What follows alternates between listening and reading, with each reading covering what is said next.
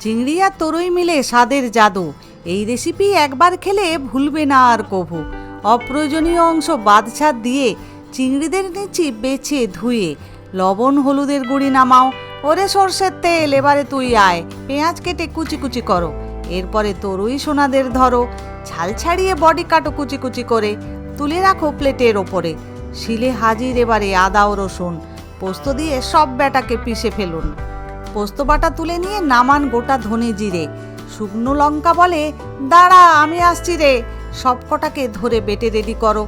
শিল ধোয়া জলটাও বাটিতে ভরো। আবার যাওয়া যাক চিংড়িদের কাছে। কুচানো পেঁয়াজ, বাটা মশলা নেমে যাচ্ছে। এলো কাঁচা লঙ্কা কুচি, টমেটো কুচিও এলো নাচি নাচি।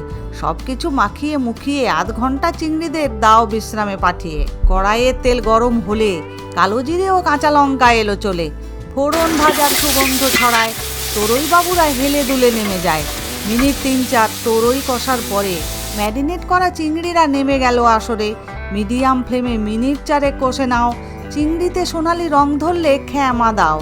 পরিমাণ মতো চিনি দিয়ে লবণ দেখে লাগে যদি দাও নামিয়ে। একখানা ঢাকনা চাপাও, মিনিট ১০ রান্নাটি হতে দাও।